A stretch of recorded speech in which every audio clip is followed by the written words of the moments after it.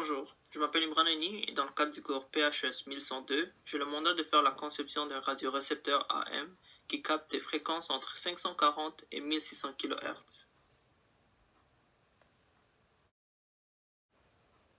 Le radiorécepteur AM est composé de 4 systèmes en cascade. Il est composé d'une antenne, d'un filtre passe-bande, d'un démodulateur et d'un amplificateur. Premièrement, on a l'antenne qui a comme but de capter des ondes magnétiques et de les transformer en potentiel électrique. L'antenne va donc agir comme une source de tension en série avec une inductance, si on veut le mettre sous forme de circuit.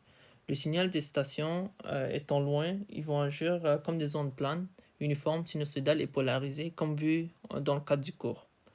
Ainsi, l'antenne est faite à l'aide de boucles carrées conductrices et par la loi de Faraday, la variation du flux magnétique traversant à travers la surface des boucles produit une tension au bord de l'antenne et c'est exactement cette loi-là qu'on va utiliser pour pouvoir produire une différence de potentiel au bord de l'antenne.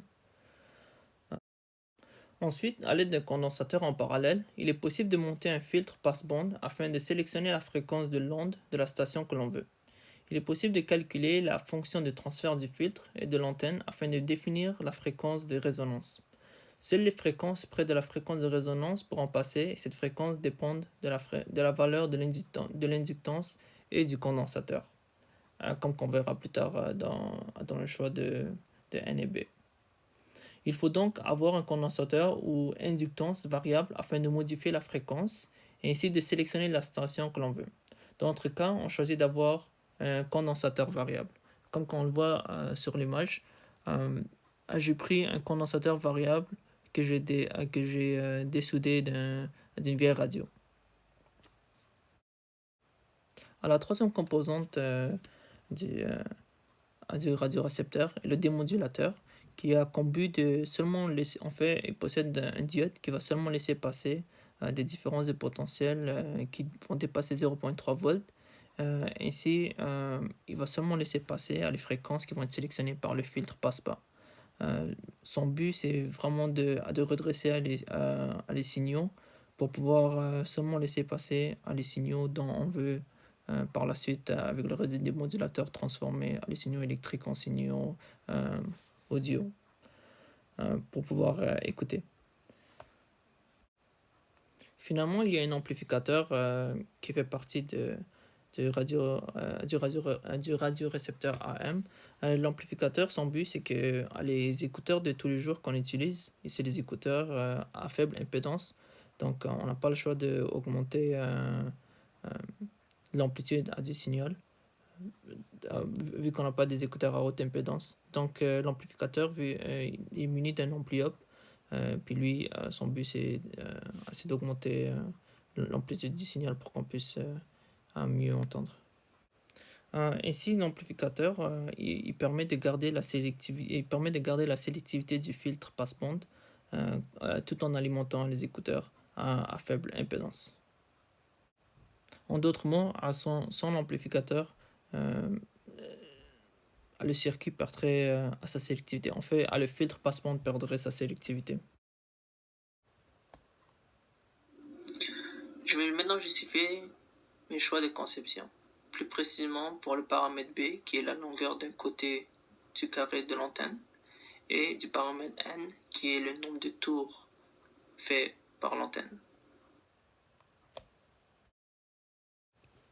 Les étapes suivies dans le but de trouver les valeurs de N et B sont telles qu'on voulait une impédance à l'entrée de l'amplificateur qui est beaucoup plus grande que l'impédance au bord du condensateur. L'impédance à l'entrée de l'amplificateur étant de 50 kΩ. Alors, sachant que dans notre cas, la capacité de mon condensateur variable était de 350 picofarad maximal, alors il était possible de calculer l'impédance du condensateur, que dans notre cas est de 842 ohms. Puis par la suite, il est possible de calculer le rapport entre ZA et ZC pour voir si ce rapport est assez grand. Ici, en environ 60, qui est plus grand que 10 fois, donc c'est un rapport acceptable. Par la suite, il y a le calcul de L qui se fait avec F0 est égal à 1 sur 2pi fois racine de LC. Ici, on va utiliser la valeur de C qui est de 350 picofarads et on va isoler L. Puis F0, on va utiliser la fréquence minimale qui est de 540 kHz. Ici, on a une valeur de L qui est de 0.00024819 ohms. Ça, c'est notre valeur d'inductance fixe qui ne va pas varier. Et avec ça, il est possible de calculer une valeur de N et B avec l'équation suivante qui est L est égal à 2 fois mu0 fois la longueur d'un côté fois le nombre de tours divisé par pi fois ln de longueur de côté divisé par le rayon de fil utilisé moins 0.774. Les valeurs de N et B ont été choisies afin de minimiser les inductances parasites et la présence de résistances parasites aussi. Donc 16 tours, ce n'est pas... donc il a fallu faire un compromis entre une grande taille de B, une grande taille de N, mais en même temps diminuer N à la place de diminuer B. Ici, il a été choisi de faire 16 tours et 20 cm. Voici un essai de ma radio montée. Bonjour, alors là je vais faire une petite démonstration de mon radiorécepteur AM. Voici l'antenne. Ça c'est le condensateur qui est placé en parallèle avec l'antenne et le circuit qui inclut les démodulateurs et l'amplificateur qui est alimenté par une source de courant. Puis tout ça c'est lié à mes deux speakers ici. Alors là je vais commencer. Alors là je suis à capacité presque genre à le plus petit que je peux atteindre. Alors je vais ouvrir mon circuit. Ok, allons-y.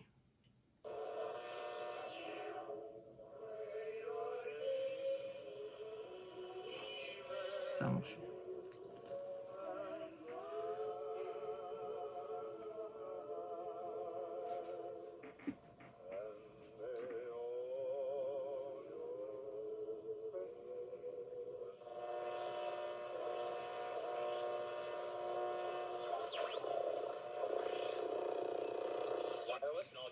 Via the Shell Pennzoil Performance line. Last season, the Lakers and Clippers split their 4 regular season games and entered the playoffs as the top 2 seeds in the West. The conference finals matchup that many longed for was not to be as the Clippers blew in. OK. Pas bonne place. Je suis inspecteur du pouvoir Tachereau. Bon, moi, là, j'y suis. Donc, l'accès, vous passez dans le bord de l'eau, tout simplement.